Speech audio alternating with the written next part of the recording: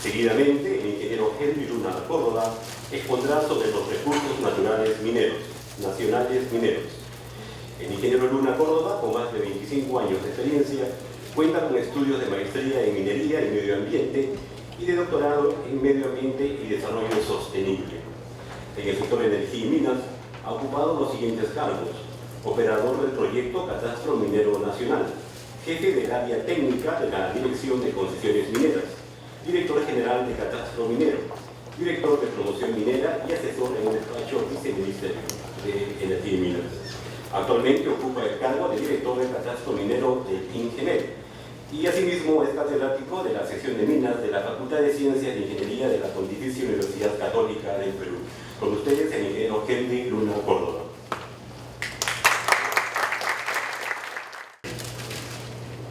Muy buenos días, señora presidenta del Consejo Directivo del INGEMET, autoridades del INGEMET, señores presidentes de los gobiernos regionales, asistentes todos. Vamos a ver en esta segunda parte de la mañana de hoy algunos temas vinculados con la minería peruana y con su impacto principalmente en la economía nacional, en la economía local y en la economía regional. Cuando hablamos de minería, necesariamente debemos empezar por conocer el origen de los minerales y también ver el tema de recursos naturales, concesiones mineras, para finalmente ver la actividad minera de exploración, de explotación, de beneficio y su impacto económico de los recursos minerales.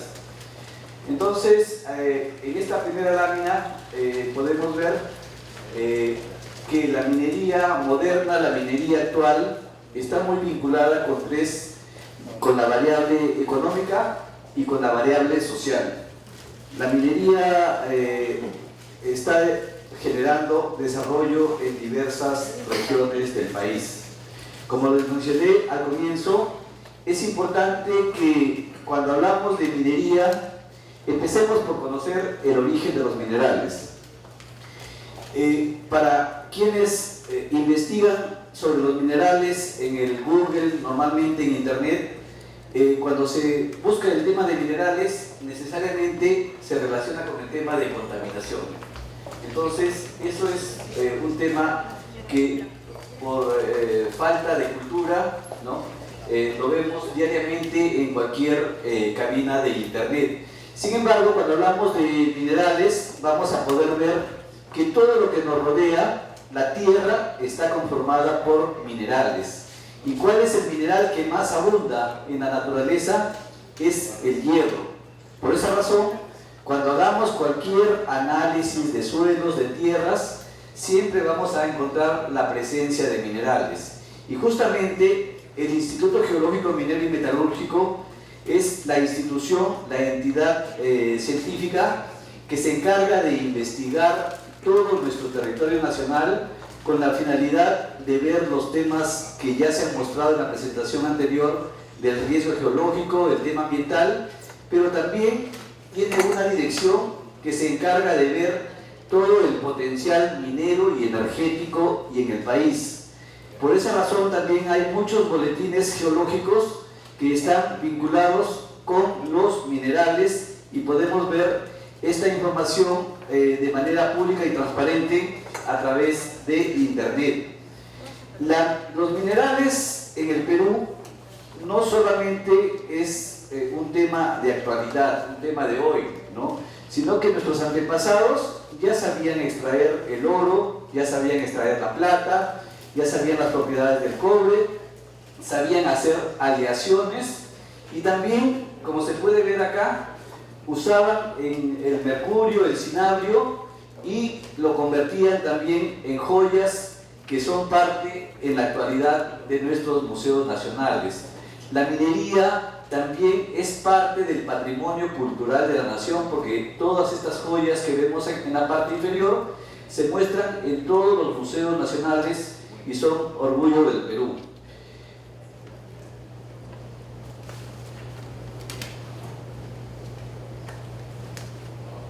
Y acá justamente vemos algunas de las joyas de que hicieron nuestros antepasados, donde podemos observar de manera muy clara que nuestros antepasados ya sabían extraer, procesar los minerales y también combinarlos con rocas ornamentales.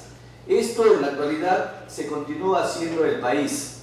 Otro tema de los minerales también es que hay que desmitificar el tema. Lo que les decía al comienzo, cuando uno entra a internet y busca información sobre minerales, normalmente se relaciona con contaminación. Hay que eliminar ese concepto. Los minerales son mucho más y son importantes y están presentes en todo lo que nos rodea. Si ustedes ven acá, este es un tajo, una mina subterránea, una mina de talco. Acá está la roca que se extrae en este tajo, en esta mina subterránea, y luego lo tenemos acá envasado en las farmacias.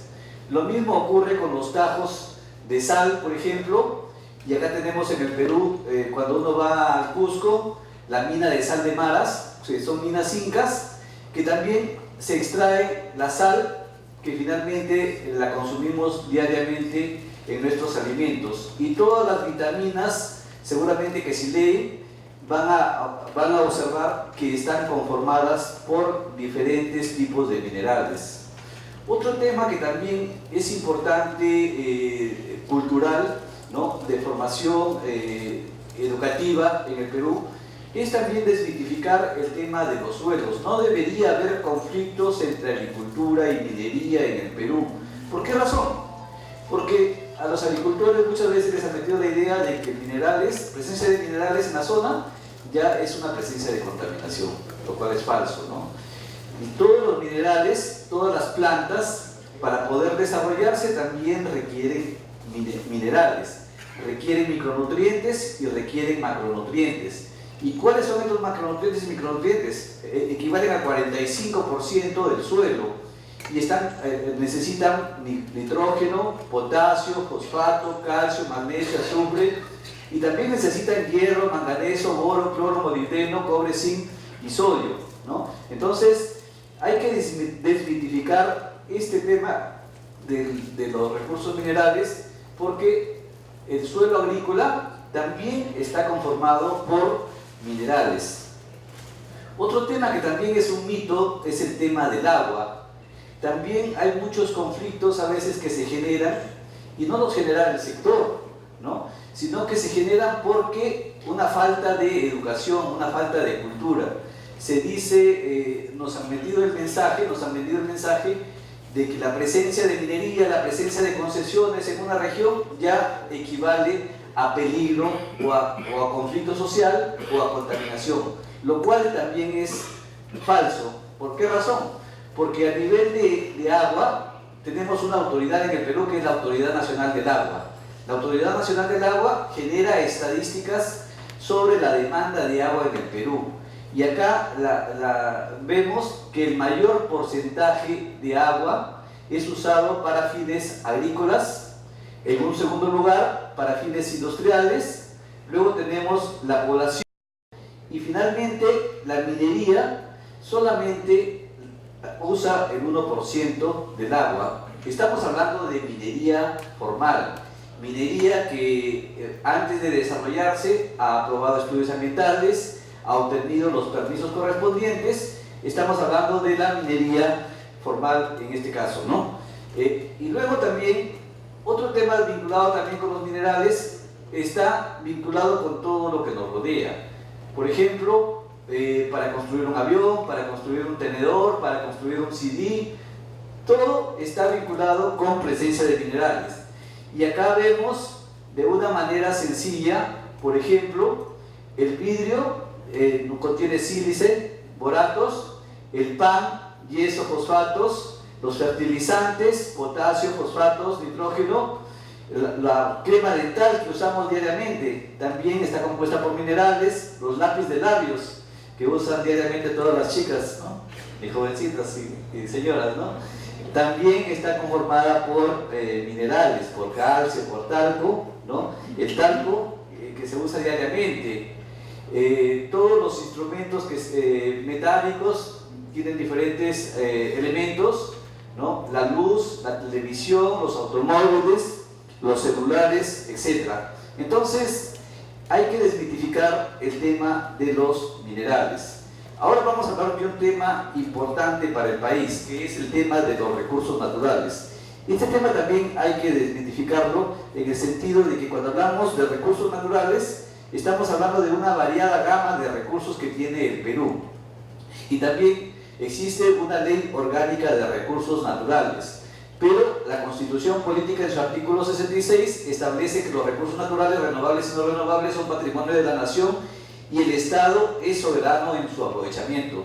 Es decir, todos los recursos naturales nos pertenecen a todos los ciudadanos, nos pertenecen al Estado. No hay límites, por ejemplo, por el tema de los minerales, ¿no? Porque los minerales pueden estar presentes entre Piura, entre Lambayeque, ¿no? Y muchas veces hay conflictos también por este tema de minerales, a veces entre regiones o entre distritos, ¿no? Los minerales están presentes donde la naturaleza los ha colocado prácticamente, ¿no? Y acá el escudo nacional es la mejor representación de los recursos naturales porque están presentes acá la flora, la fauna y los recursos minerales representados por la cornucopia.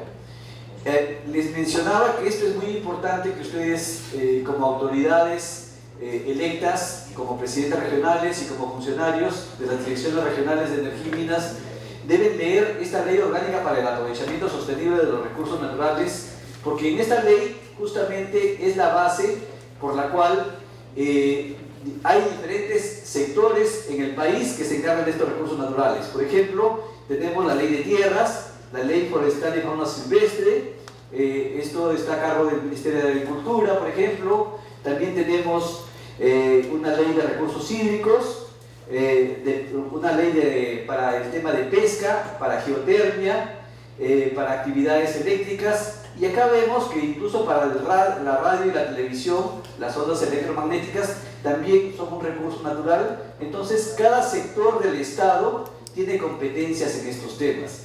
En el caso del sector energía y minas, al que pertenece el IGEMET, nosotros estamos a cargo de los recursos minerales, que están, digamos, legislados a través del texto único ordenado de la Ley General de Minería, el Decreto Supremo 014-92-EM. Pero también, así como existen recursos, tenemos una gran variedad de recursos naturales, también tenemos una gran variedad de recursos a los que se identifica como parte de las industrias extractivas. El gas y el petróleo es un recurso que está presente también en nuestro territorio. Sin embargo, también acá hay que conocer, hay que educarnos. Cuando vemos un lote petrolero, por ejemplo, de estas dimensiones, no debemos pensar que toda la selva hay gas y hay petróleo. Lo que significa que en toda esta zona de selva posiblemente se pueda ubicar un pozo petrolero o gas, ¿no? Y para eso se tienen que realizar actividades de exploración en estas zonas. Y para esto Perupetro otorga los lotes para que se realice investigación. Por ejemplo, en el caso de Pichanaki, ¿no? Es un lote donde recién se está realizando actividad de investigación. No hay extracción de gas o de petróleo, sino que se está realizando investigación. Entonces, es importante que ustedes diferencien entre exploración, entre prospección, que significa etapa de investigación. Ahí todavía no hay, digamos, hay un gran riesgo para el inversionista, porque el inversionista está invirtiendo para ver si encuentra gas o petróleo. Pero si no encuentra gas o petróleo, simplemente se va a ir a buscar a otra zona o se va a ir a otro país que le ofrezca mejores condiciones, ¿no? Lo mismo ocurre con el Zócalo continental, donde también se investiga, pero no en todas las zonas van a encontrar ustedes estas imágenes. Solamente las van a encontrar en Tumbes o en Piura, ¿no? Entonces hay potencial, pero no hay todavía operaciones petroleras. Y lo mismo ocurre con las operaciones mineras. Si bien es cierto, todo nuestro país ha sido estudiado, hay un mapa metalogenético que nos muestra todas las potencialidades que tiene cada región, pero no en todas las regiones hay, digamos, el potencial necesario como para poder desarrollar una operación minera. Pero la importancia de estos recursos naturales, de estas industrias extractivas, es de que son la base de la economía nacional. Si ustedes como presidentes regionales analizan su presupuesto, van a encontrar que, por ejemplo, en el caso de Tumbes, en el caso de Piura, por ejemplo, en el caso de Loreto, gran parte de los fondos que ustedes les están otorgando son generados por la industria petrolera. En el caso de Cusco, en el caso de Moquegua, de Tacna, ¿no? Se van a dar cuenta que su base está en los recursos minerales. En el caso del Cusco está el gas de camisea, por ejemplo, ¿no? Entonces, es importante que ustedes analicen su presupuesto y sobre todo las fuentes de este presupuesto con la finalidad de ver, por ejemplo, si yo soy Tacna o Moquegua, ¿no? Sé que mi presupuesto base es la minería a través del canon minero, a través de las regalías mineras, entonces trataré de que no solamente tener un Toquepala o un Cuajone, sino tener un Queyabeco de producción, o en Arequipa tener un Tía María en producción. ¿Por qué razón? Porque las minas también se agotan.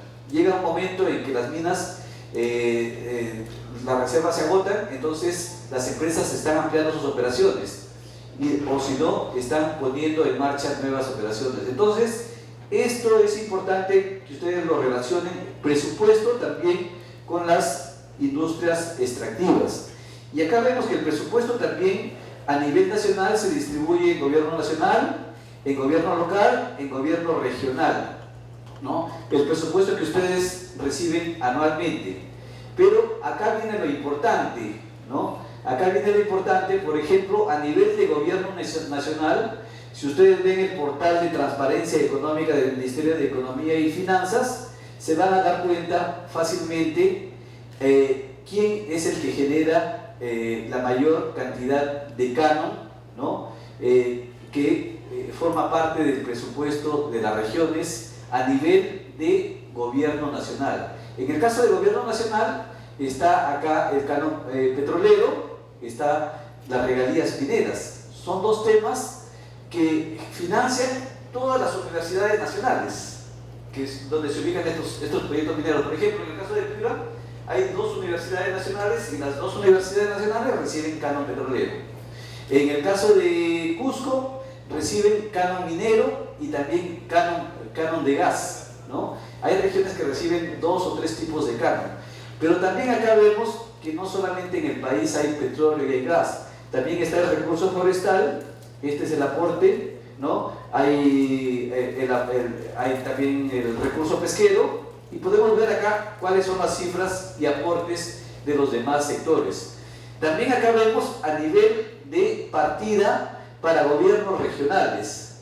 Y acá vemos que la mayor partida para los gobiernos regionales es el canon minero.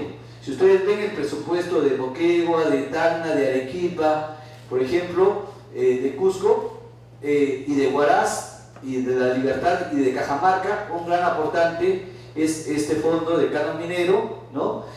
También vemos acá las regalías generadas por el gas. Y acá tenemos la tercera distribución, que es para gobiernos locales. Los gobiernos locales también, los distritos, las provincias, se benefician con estos fondos de canon. Cuando, por ejemplo, el proyecto, la unidad minera, digamos, Toquepala, por ejemplo, se encuentra en una determinada jurisdicción. Sin embargo, a través del proceso de distribución de canon, le llega a todos los distritos de la región, se benefician. No solamente se beneficia el distrito donde se ubica el yacimiento, sino todos los distritos de la región, de alguna manera, también son impactados económicamente. Entonces, ahora vamos a ver, esto es lo que es la distribución. Sin embargo, ustedes también tienen que conocer qué es una concesión minera, ¿no? ¿Por qué razón? Porque hay muchos que confunden el tema de concesión minera. Muchos les van a decir, toda la región de Moquegua está llena de concesiones, toda la región de Apurímac está llena de concesiones. Pero yo les preguntaría, en Moquegua, ¿cuántas minas en operación se encuentran? ¿Cuántos proyectos en exploración se encuentran? En el caso de Apurímac, ¿no? Se generan conflictos innecesarios. En este momento se dice, todo Apurímac está lleno de concesiones, pero ¿cuántas concesiones están en exploración y cuántas concesiones están en operación? Hay 5 proyectos importantes en exploración en Apurímac y hay 0 operaciones mineras. El proyecto Las Bambas vendría a ser la primera mina importante en la región Apurímac. Y a nivel de concesiones hay diferentes tipos de concesiones. Tenemos la concesión minera para fines de exploración, la concesión de beneficio, la concesión de labor general y la concesión de transporte minero, ¿no? Y también tenemos actividades que son libres, que las realiza, por ejemplo, el INGEMET, de cateo y de prospección, que no requieren tipo de concesión, ¿no? Y la comercialización también es libre, pero es importante identificar el origen de quién te está vendiendo minerales. Y acá podemos observar que la concesión minera también genera un fondo importante, que es el derecho de vigencia. Todos los titulares mineros pagan $3 por hectárea, en general $1 por hectárea el pequeño productor minero y $0.5 por hectárea el productor minero artesanal. Entonces, así no haya exploración o explotación, nosotros recaudamos fondos de derecho de vigencia y los distribuimos a todas las municipalidades donde está la jurisdicción de estas concesiones mineras.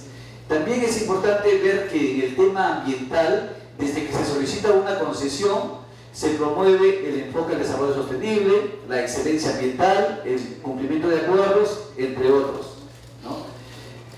Y acá vemos una imagen del Catastro Minero Nacional, donde, si bien es cierto, hay concesiones en gran parte del territorio nacional, vamos a ver posteriormente que estas concesiones solamente ocupan el 0,3% en el caso de exploración y el 0,9% en el caso de explotación.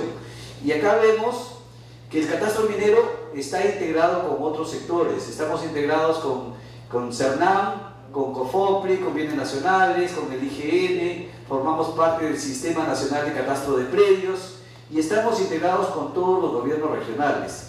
Lo que nosotros tenemos acá, y que ustedes han visto afuera, una presentación sobre el geocadmín, ustedes no necesitan venir a Lima para verlo. Lo tienen en su oficina, vayan a su director regional de Energía y Minas, está en la capacidad de poder enseñarles toda esta información que nosotros la mantenemos en línea. Toda la concesión que se solicita diariamente están en línea. También tenemos un catastro de restringidas a la actividad minera, que ya lo mostró la ingeniera Susana Vilca, y también acá podemos observar que, si bien es cierto, otorgamos concesiones, pero la concesión no permite iniciar actividad de exploración o de explotación. Primero hay que obtener una serie de permisos, hay que obtener permiso por el uso de agua, de terreno superficial, hay que obtener permisos ambientales antes de poder realizar actividades mineras. Y acá vemos que, si bien es cierto, se otorgan concesiones de 100 a 1000 hectáreas, no en toda la concesión se va a desarrollar actividad minera.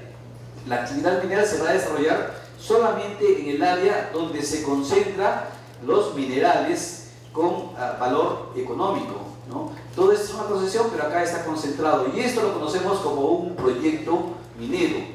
Y acá vemos lo que hemos visto, que solamente de todas las concesiones mineras otorgadas, ¿cuántas están en exploración? 846, y aproximadamente 4000 están en la etapa de explotación. Y acá vemos por regiones a nivel de operación. Hay regiones donde se han otorgado concesiones, pero no hay todavía actividad de exploración ni de explotación, ¿no?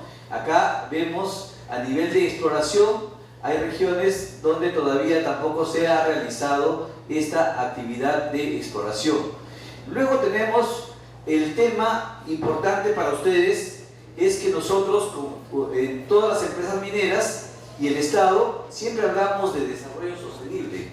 La minería promueve el desarrollo sostenible. ¿Por qué razón? Porque genera recursos económicos. ¿Para qué? Para mejorar el nivel de vida social y también para tener un ambiente adecuado, porque esto se invierte en infraestructura para mejorar el ambiente. Es decir, tenemos que integrar estas tres variables en los gobiernos regionales. No podemos convertirnos en ambientalistas o tratar de gastar plata sin generar recursos económicos, ¿no? Entonces hay que integrar estas tres variables y estamos hablando de sostenibilidad. Y en el caso de la minería peruana, digamos que la minería se desarrolla en tres estratos: a nivel de productores mineros artesanales y de pequeños productores mineros que están a cargo de los gobiernos regionales, y también el proceso de formalización de esta minería artesanal. También hay comunidades campesinas que se dedican a la actividad minera, pero para dedicarse a la actividad minera tienen que solicitar sus concesiones, tienen que ser fiscalizadas y también tienen que cumplir con las obligaciones ambientales correspondientes. Y también tenemos el régimen general, que agrupa a la mediana y gran minería, que son los que generan principalmente el impuesto a la renta, las regalías, y generan canon minero y regalías mineras. No hay que preocuparse por la minería moderna, por la minería formal, porque la minería formal es fiscalizada de manera permanente. Tiene que aprobar rigurosos estudios ambientales, tanto para la etapa de exploración, de explotación, de beneficio y de cierre. Y lo mismo ocurre para el gas y el petróleo, que también tienen que cumplir este mismo ciclo. Y acá vemos que lo que más producimos en el Perú es cobre, es zinc, es hierro, es oro y es plata. Y a nivel de no metálicos tenemos también diferentes productos. Por ejemplo, la industria de la construcción requiere de caliza, también requiere de otros no metálicos. En Bayóvar, para los fertilizantes, también están los fosfatos. Y acá tenemos una serie de productos no metálicos como la bentonita, la varitina, el talco, el caolín, entre otros. Esto nos convierte al Perú en líder mundial en producción de cobre, de oro, de plata, de zinc, de plomo y de estaño, y también lideramos a nivel de reservas. Y esto a pesar de que solamente estamos usando el 1.2% de nuestro territorio para hacer actividad minera formal. Sin embargo, somos líderes mundiales. ¿Se imaginan si hubiera incentivos en las regiones para que se pongan en marcha otros megaproyectos? Esta situación mejoraría para todo el territorio nacional. ¿Cuál es el impacto económico de los recursos minerales? Acá ven ustedes las cifras del Banco Central de Reserva del Perú por exportaciones mineras, ¿no? Desde 1990 a la fecha. Y van a ver acá cuál es el aporte agrícola, ¿no? Cuál es el aporte pesquero, cuál es el aporte energético, y también van a ver acá cuál es el aporte minero en la generación de divisas. Esto también guarda relación con el desarrollo nacional. En el Perú estamos hablando ahora de que somos un país desarrollado, queremos ya ser un país del primer mundo, y justamente la minería de manera silenciosa ha contribuido a que mejore esta situación económica del país. Pero es importante que ustedes, como autoridades regionales, también apoyen en este programa de promoción de la actividad minera a nivel nacional y a nivel regional. Y acá vemos en las cifras del año pasado.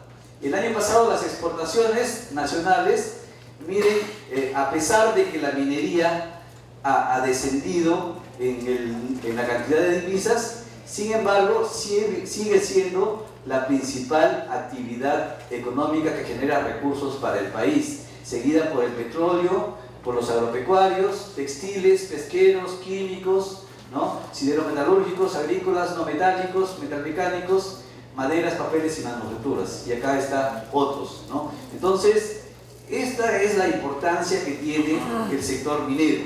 Acá está lo que nosotros administramos en INGEMET, el derecho de vigencia y penalidad. El derecho de vigencia y penalidad que se genera por el pago que hacen los titulares de concesiones mineras se distribuye a municipalidades distritales, al INGEMET y al Ministerio de Energía y Minas y los gobiernos regionales a través de sus direcciones regionales de energía y minas. ¿Quiénes son los que reciben más?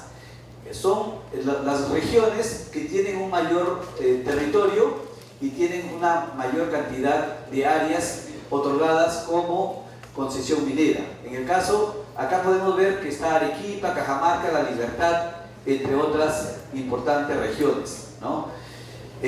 También vemos acá cifras en las que ustedes pueden ver después con paciencia en sus oficinas de cómo ha ido evolucionando esta distribución del derecho de vigencia en los últimos años. Luego tenemos las regalías mineras. Las regalías mineras impactan en el gobierno local, en el gobierno provincial, en el gobierno regional y también en las universidades nacionales. Y también es importante que nadie lo lee en esta ley de regalías mineras. Acá, en el fondo que reciben los gobiernos locales distritales donde se ubican los yacimientos, si hubieran comunidades campesinas o nativas, el 50% debería ser invertido en estas comunidades donde se explota este recurso mineral. Esto es importante que ustedes también nos ayuden para evitar conflictos también innecesarios con comunidades que tienen recursos, pero no los reclaman, ¿no? Estos recursos ellos deberían reclamar que también se invierta el canon, que llegue, que haya una descentralización local y haya una descentralización regional. Y acá vemos que las regiones más beneficiadas en los últimos, el año pasado, por temas de regalías mineras, está Moquegua, con una sola mina prácticamente, está Puno con Minsur también, Ica con Xogán y Cerro Lindo, Tacna con Toquepala y Minsur, ¿no? Cajamarca también tiene un par de minas, Cusco tiene una sola mina en operación. Entonces son pocas las unidades mineras, pero estas unidades mineras, cuando son de gran escala, son las que generan divisas para las regiones. Y acá vemos el impacto económico en los últimos años. Finalmente tenemos el canon minero. Este es el fondo más importante que reciben las regiones, los gobiernos locales, ¿no? Y es el impuesto a la renta que recauda el Estado. El 50% de este impuesto a la renta genera el canon minero.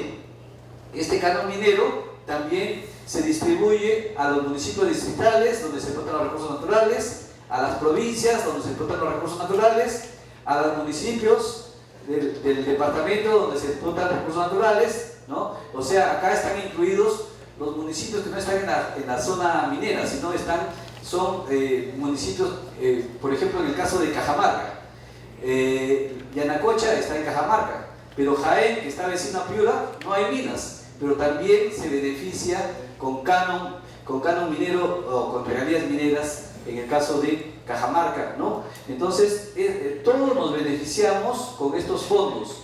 Y finalmente tenemos el gobierno regional, recibe un 25%, del cual el 80% es para el gobierno regional y hay un 20% para las universidades. Esto explica también por qué en muchas regiones las universidades de las regiones tienen mucha infraestructura, ¿no?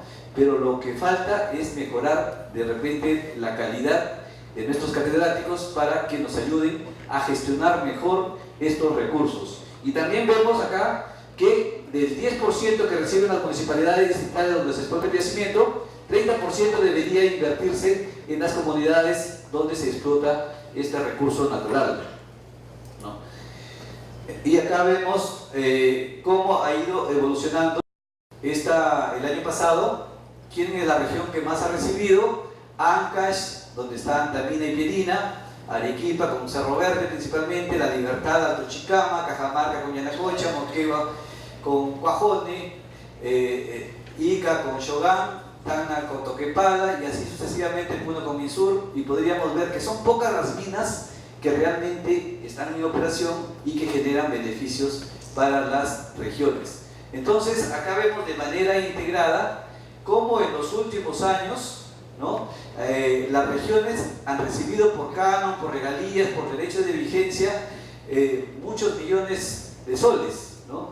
Lo que queda es que ustedes como autoridades sepan usar adecuadamente estos recursos que generan las empresas mineras. Acá también es importante que de repente que ustedes nos apoyen en el sentido de que a veces muchos, los ciudadanos, los pobladores, las comunidades, nos vamos a las empresas a pedirles que nos regalen libros, cuadernos, ¿no?